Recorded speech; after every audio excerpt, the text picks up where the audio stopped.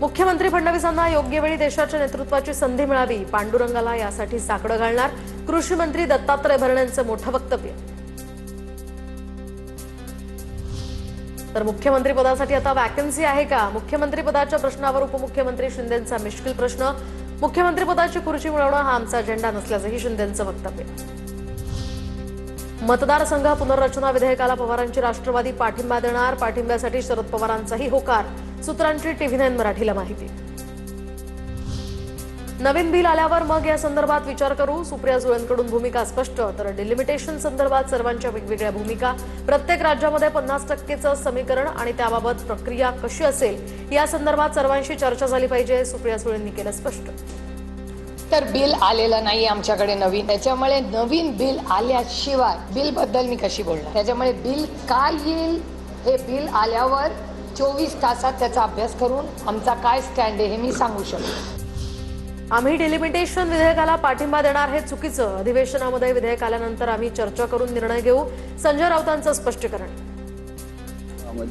आम्ही चर्चा करू एकत्र बसून दिल्लीत. या बिलावर चर्चा करण्याची जागा ही दिल्ली आहे, मुंबई, महाराष्ट्र किंवा इतर कोणतं राज्य नाही. कारण हा राष्ट्रीय विषय, पार्लमेंटचा विषय. काँग्रेसचे ज्येष्ठ नेते त्यात सहभागी होतील, DMKचे नेते सहभागी होतील, सगळे सहभागी होतील आणि मग त्यावर चर्चा करून आम्ही निर्णय घेऊ. काही ईश्वरपूरमधील नगराध्यक्षाच्या अपात्रतेसंदर्भात मुख्यमंत्री फडणवीसांसोबत नियोजित भेट होती. प्रफुल्ल पटेल आणि सुनील तटकरेंसोबत भेट झाली नाही. वर्षा बंगल्यावरील बैठकीनंतर जयंत पाटलांचं स्पष्टीकरण. मला कुणाची भेट झाली ते हॉलमध्ये, तिथे एकटाच होतो. बराच वेळ चहा घेतला मी आणि बराच वेळाने ते बाहेर. जयंत पाटील हुडी घालून नव्हे तर ऑफिशियली सीएमना भेटले. खासदार सुप्रिया सुळेंचा अप्रत्यक्ष मुख्यमंत्री फडणवीसांना टोला. वर्षा या निवासस्थानी कोण जातं कोण येतं हे मुख्यमंत्र्यांनाच विचारा, अशी सुप्रिया सुळेंची यावर प्रतिक्रिया. तर आम्ही सगळे खासदार आमदार शरद पवारांशी एकनिष्ठ. दादांच्या निधनानंतर विलिनीकरणासंदर्भात कुठलीही चर्चा नाही. दोन्ही राष्ट्रवादींच्या विलिनीकरणावर जयंत पाटलांचं भाष्य. विलिनीकरण वगैरे ह्याची चर्चा होण्याचा प्रश्न सुद्धा विलिनीकरण चर्चा पूर्णपणे थांबलेली आहे, भविष्यातही ते होणार नाही. अजितदादांच्या निधनानंतर अशी कोणतीही चर्चा कुणावरही आमची झाली नाही. विधान भवनातील ते कॅबिन उपमुख्यमंत्री एकनाथ शिंदेंचं होतं हे शरद पवारांना माहीत नव्हतं. शिंदे आणि पवारांमध्ये कोणतीही बैठक झाली नाही. दोघांमधील भेट हा निव्वळ योगायोग. राजकीय चर्चांवर सुप्रिया सुळेंचं उत्तर.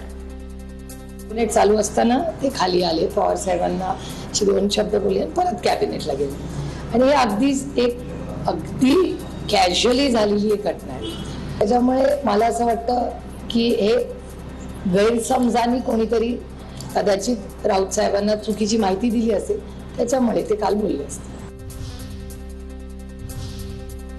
आता बघूया टॉप 9 मोठ्या राजकीय बातम्या. दिल्लीमध्ये काल उपमुख्यमंत्री शिंदे आणि अमित शहांची स्वतंत्र बैठक. खासदारांच्या बैठकीनंतर दोन्ही नेत्यांमध्ये जवळपास 15 मिनिटं चर्चा, सूत्रांची माहिती. तर अमित शहा आणि बंडखोर खासदारांच्या बैठकीतील इनसाइड स्टोरी TV9 मराठीवर. विकास कामांना निधी कमी पडू देणार नाही, तुम्ही निश्चिंत राहा, अमित शहांचा खासदारांना शब्द, सूत्रांची माहिती. तर मोठ्या कामांचा विषय एखाद्या कॅबिनेट बैठकीमध्ये घेऊ, शहांचं एकनाथ शिंदेंसमोर बंडखोर खासदारांना आश्वासन. शिंदेंच्या DNA मध्ये चोरीचा माल घेऊन गृहमंत्र्यांकडे जातात. शिंदेंनी खासदारांसोबत शहांची भेट घेतल्यानंतर संजय राऊतांची ही टीका. शेतकऱ्यांचा खर्च कमी होण्यासाठी वीज बिल माफ केलं. आता 48,000 कोटींचं शेतकऱ्यांचे जुनं बिल सुद्धा माफ झालंय. जाहीर सत्कार सोहळ्यामध्ये मुख्यमंत्री फडणवीसांची घोषणा. मी हा निर्णय घेणार आहे की 7.5 हॉर्स पॉवर पर्यंतचं जे जुनं बिल आहे, 48,000 कोटी रुपयाचं जुनं बिल वसूल करायचं आहे. ते 48,000 कोटी रुपयाचं जुनं बिल आम्ही माफ करणार आहोत. उद्धव ठाकरेंनी रामरक्षाची 2 पानं जरी वाचून दाखवावीत, मुख्यमंत्री फडणवीसांचा टोला. तर रामरक्षा कशी म्हणायची ते आम्ही बघू. फडणवीसांनी राम मंदिर दानपेटीच्या चोरी संदर्भात बोलावं, राऊतांचं आव्हान. रामरक्षा हा विषय संपलेला आहे. उद्धव ठाकरे यांनी वाचून दाखवा 2 पानं तरी, असं मुख्यमंत्री काल नाही वाचून दाखवणार. काय अडचण आहे? तुम्हाला रामरक्षा येते बरं का? प्रश्न रामरक्षा येते की नाही हा प्रश्न नसून राम मंदिराची दानपेटी चोरीला गेली याच्यावर उत्तर द्या. उद्धव ठाकरेंसह त्यांचे शिवसैनिक राम मंदिरातील कुठल्याही आंदोलनात नव्हते. फडणवीस पहिल्या राम मंदिराच्या आंदोलनावेळी 18 दिवस तुरुंगात होते. बाबरी पाडली तेव्हा सुद्धा फडणवीस अयोध्येत उपस्थित होते. नवनाथ बन यांचं राऊतांना प्रत्युत्तर. उद्धवजी राम मंदिराच्या आंदोलनामध्ये कुठेही नव्हते.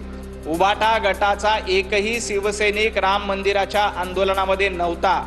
तुमच्या माहितीसाठी देवेंद्रजी फडणवीस पहिल्या राम मंदिराच्या आंदोलनामध्ये 18 दिवस जेलमध्ये होते. उद्धव ठाकरेंच्या नागपुरातील 18 जुलैच्या सभेसाठी मैदानाचा पेच. तर 18 जुलैला ठाकरे नागपुरातील राम मंदिरामध्ये रामरक्षा पठण करणार. रामरक्षा पठणानंतर मंदिरा शेजारील मैदानामध्ये ठाकरेंच्या सभेचंही नियोजन. त्याच मैदानामध्ये फडणवीसांच्या वाढदिवसानिमित्त महायज्ञाचंही आयोजन. ठाकरेंच्या रामरक्षा पठणानंतर काँग्रेसकडून रामभक्त आस्था जागरण यात्रा. तर नागपूरच्या रामटेकमधील गड मंदिरातनं यात्रेला प्रारंभ होणार. यात्रेदरम्यान श्रीराम पूजन, आरती, प्रतिज्ञा स्मरण इत्यादी कार्यक्रम, तसंच झुणका भाकर या प्रसादाचंही आयोजन. नागपुरात होणाऱ्या रामरक्षा पठण कार्यक्रमासाठी ठाकरेंच्या शिवसेनेची तयारी सुरू. संजय राऊत सलग 3 दिवस नागपुरात ठिय्या मांडून विविध जिल्ह्यातील पदाधिकारी, प्रमुख कार्यकर्त्यांसोबत बैठकांचंही सत्र. आता बघूया टॉप 9 राजकीय बातम्या. विनायक राऊतांवर अटकेची टांगती तलवार. तर ठाणे न्यायालयानं अंतरिम जामीन अर्ज फेटाळलाय. सुनेच्या कौटुंबिक छळाच्या तक्रारीनंतर विनायक राऊतांच्या अडचणी वाढल्या. नाशिकमधील ठाकरेंच्या नगरसेवकांनी उद्धव ठाकरेंची मातोश्रीवर भेट घेतली. नगरसेवक फुटीच्या चर्चांनंतर नाशिकच्या नगरसेवकांनी मातोश्रीवर बैठक या ठिकाणी आयोजित केली होती. तर तुम्ही कुठे जाणार नाही याची मला माहिती आहे, तुमच्यावर माझा पूर्ण विश्वास आहे, असं उद्धव ठाकरे म्हणाल्याची या नगरसेवकांची प्रतिक्रिया. कुंभमेळ्यावर सरकार मोठा खर्च करतंय, त्यावर बारकाईनं लक्ष ठेवा, अशाही ठाकरेंच्या नाशिकमधील नगरसेवकांना सूचना. डॉक्टरांना मारहाण करणारा नगरसेवक 4 दिवसातच जामिनावर सुटतो. सत्यमेव जयतेवर सत्तामेव जयते वरचढ होतीये. रमेश म्हात्रेला जामीन मिळाल्यानंतर रोहित पवारांची ही टीका. राज्यातील समाज कल्याण विभागाच्या अनुदानित वसतिगृहांमधला मोठा गैरव्यवहार समोर. कॅगच्या अहवालातनं ही बाब उघड. राज्यातील 6 घोस्ट वसतिगृहांना 4 वर्षात 1,62,00,000 रुपयांचे अनुदान. तर जालन्यातील मोदीखाना वसतिगृह प्रत्यक्षात कुलूप बंद. नोंदीत मात्र 38 विद्यार्थी वास्तव्यास. तर कॅगनं दिलेला हा अहवाल 2022 ते 23 दरम्यानचा आहे. प्रधान सचिवांना चौकशी करण्याचे आदेश दिलेत. वसतिगृहांमधील घोटाळ्यांसंदर्भातील अहवालावर मंत्री शिरसाठांचं स्पष्टीकरण. पंतप्रधान ग्रामसडक योजनेच्या बैठकीमध्ये नारायण राणे अधिकाऱ्यांवर भडकले. जनतेचे पैसे वाया घालवायचे आहेत का? जनतेची आम्ही मतं घेतो, मग त्यांची कामं करायला नको का? नारायण राणेंकडून नाराजी व्यक्त. सीना नदीमधील पाण्यावरून पवारांच्या राष्ट्रवादीचे आमदार अभिजित पाटील आणि भाजपच्या रणजितसिंग शिंदेमध्ये श्रेयवादाची लढाई. पाण्यावरून श्रेयवाद असताना सीना नदीमध्ये मात्र अद्याप पाणीच नाही. पावसाभावी सीना नदी अजूनही कोरडीच. अजित पवारांची जयंती आता शासकीय स्तरावर साजरी केली जाणार. राज्य शासनाकडून शासकीय आदेशही जारी. 22 जुलैला अजित पवारांची जयंती साजरी केली जाणार. दरम्यान अजित पवारांच्या प्रतिमेला शासकीय कार्यालयांमध्ये पुष्पहार अर्पण केला जाणार.